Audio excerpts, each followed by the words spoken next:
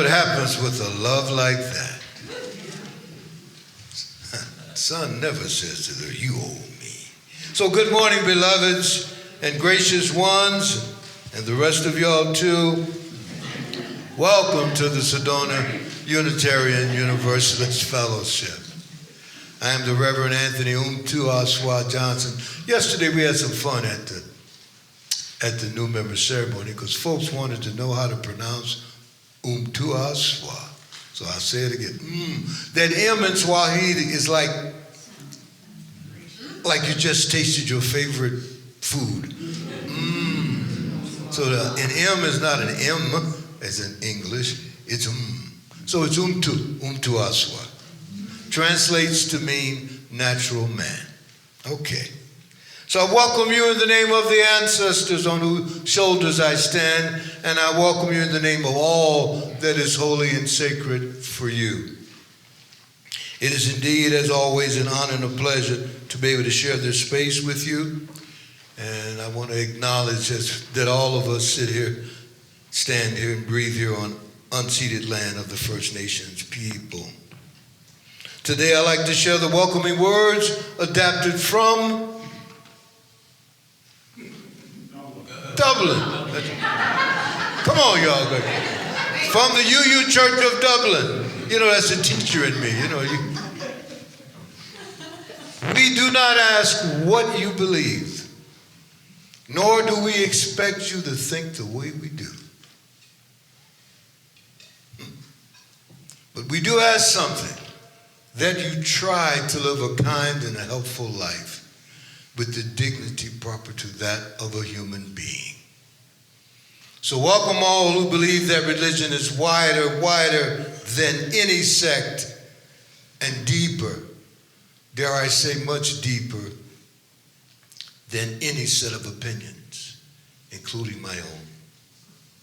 Welcome all who might find in this fellowship friendship, strength, and encouragement for daily living.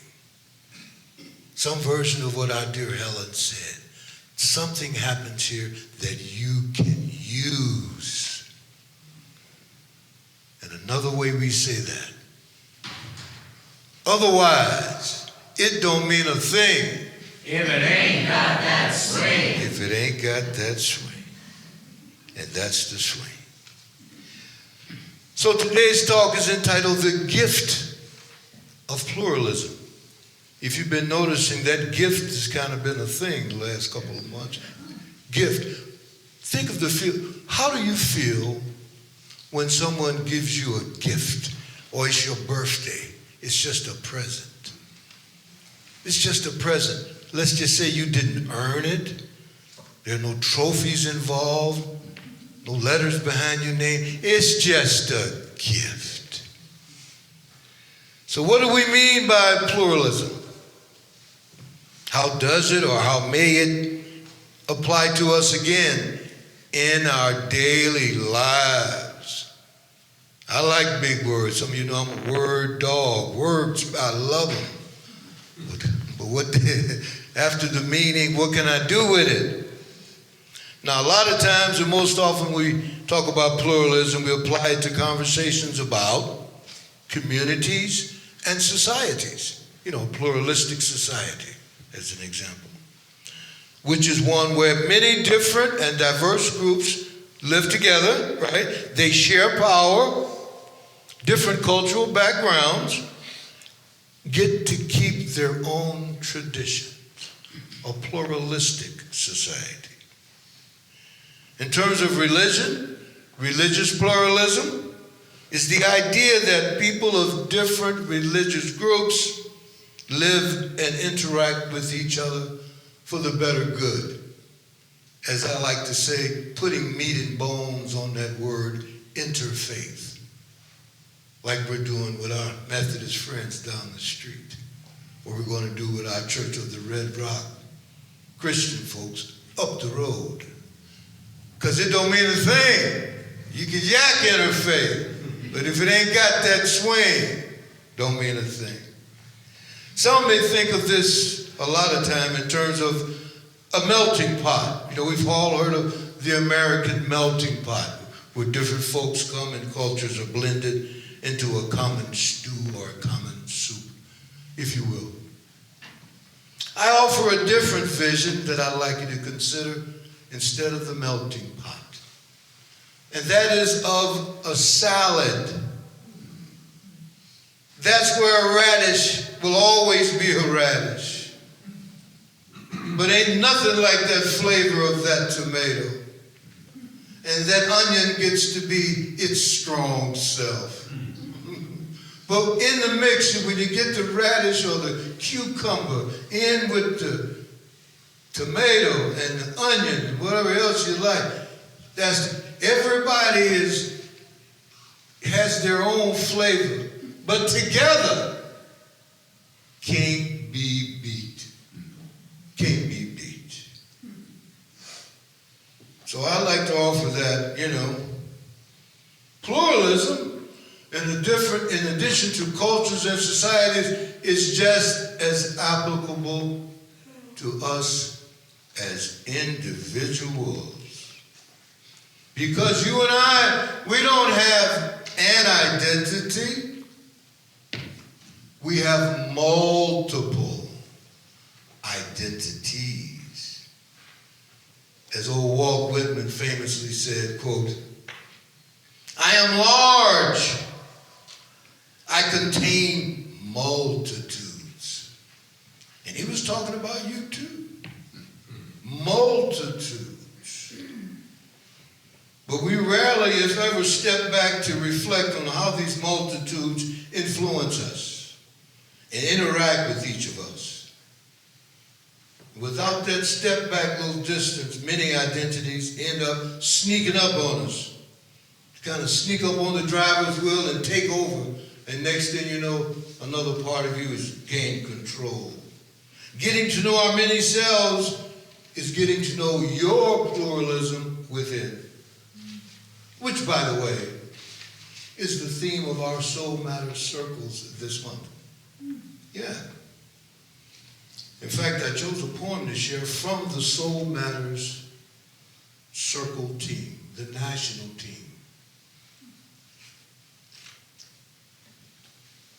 I wonder how the moonflower feels about its sweet sister, morning glory. What it must be to know that world longingly awaits another. While you must seek solace hidden under a night sky when the world has told you you should hide, it is only the shadows that welcome you in. And while blooming in dark has its beauty, it's also a lonely place to live. And who can blame us? Come on now, it's a tough place. Who can blame that moon-drenched cousin for wanting to hide? After all, this world can be a little rough. We're pressed.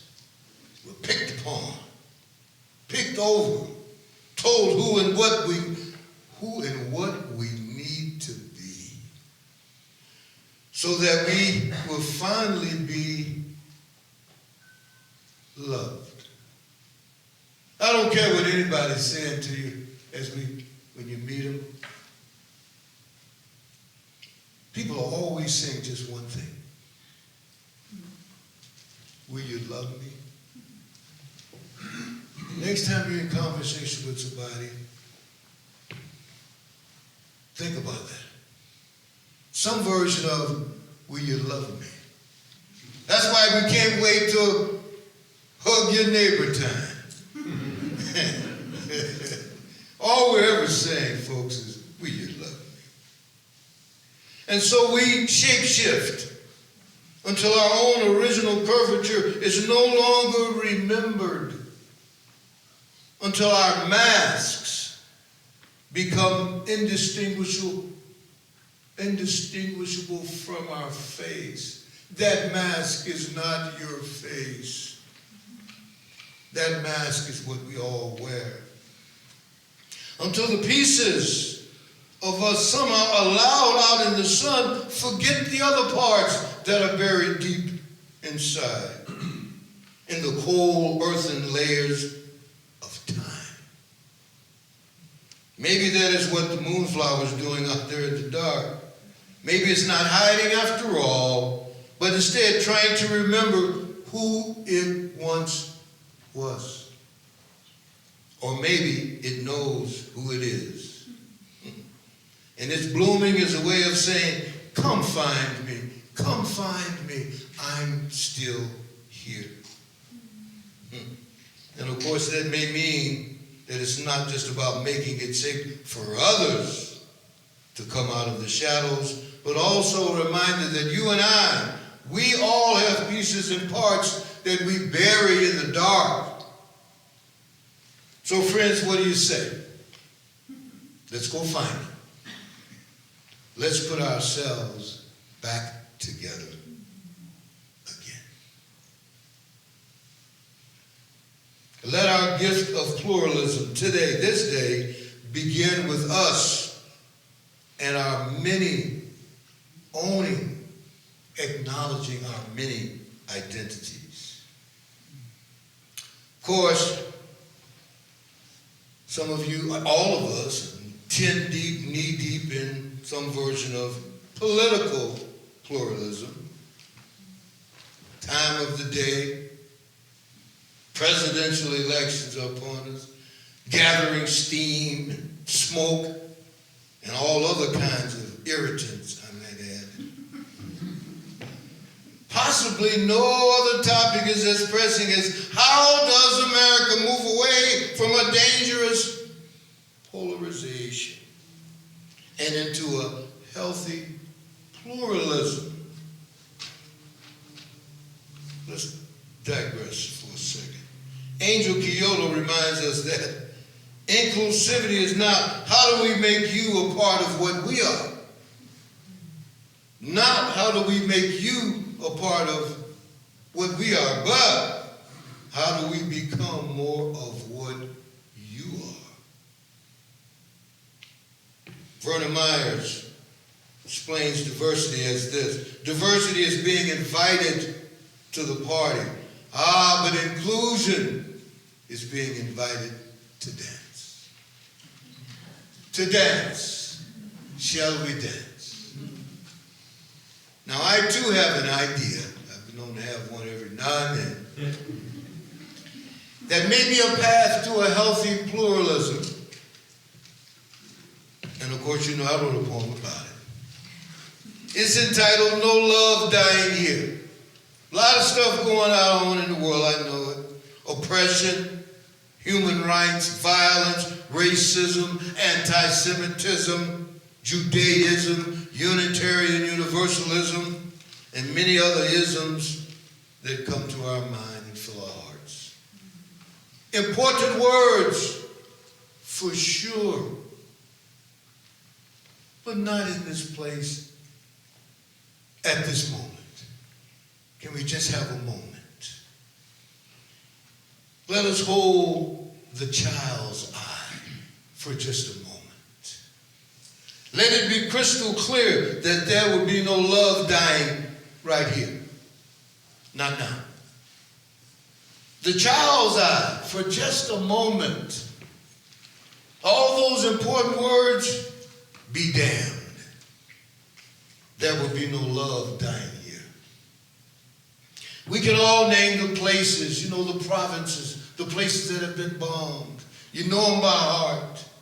The countries where beloved people are dying, where parched hearts prevail.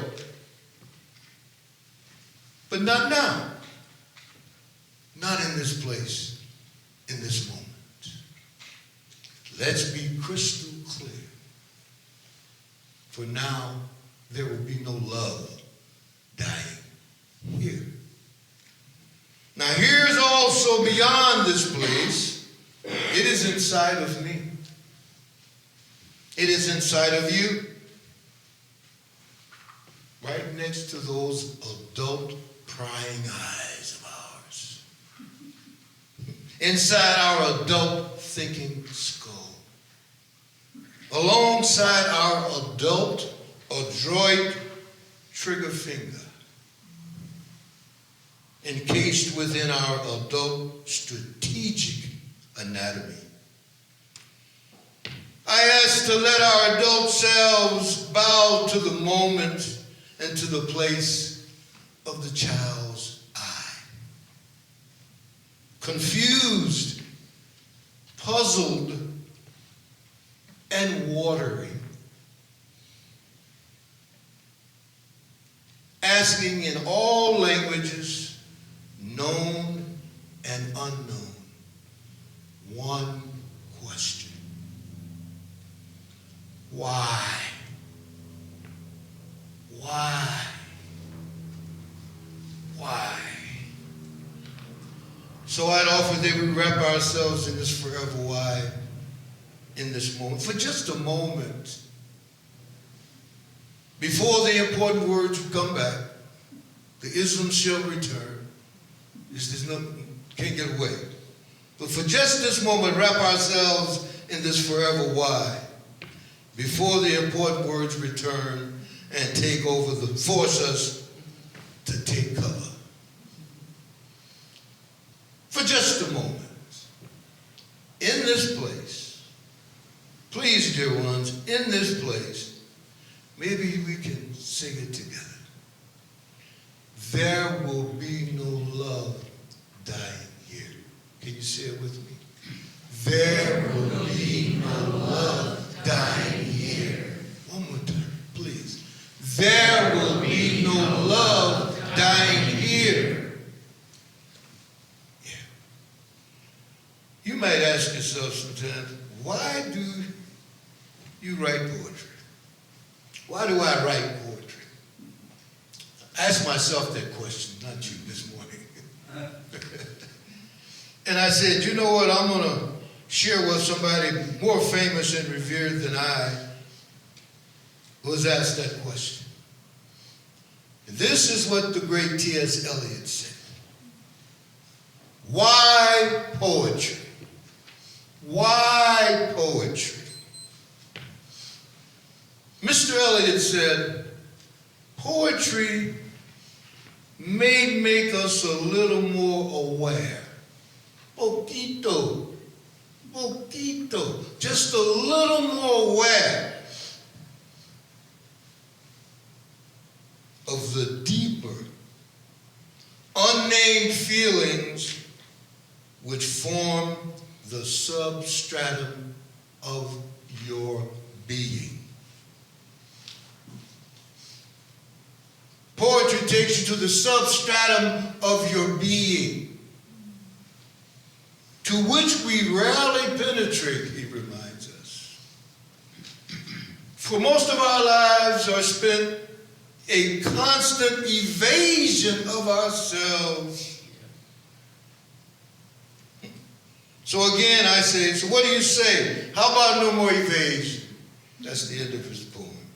And one more time. Poetry may make us a little more aware of the deeper, unnamed feelings which form the substratum of our being, to which you and I rarely penetrate. For our lives are mostly a constant evasion of ourselves. Let's stop the evasion for just a moment. Can we do that? Yes. Yes. So let our gift of pluralism, not only out there, but pluralism in here, begin with us owning and welcoming our many identities, dare I say, our personal pluralism. May it be so. Blessed be. Amen. Ashe.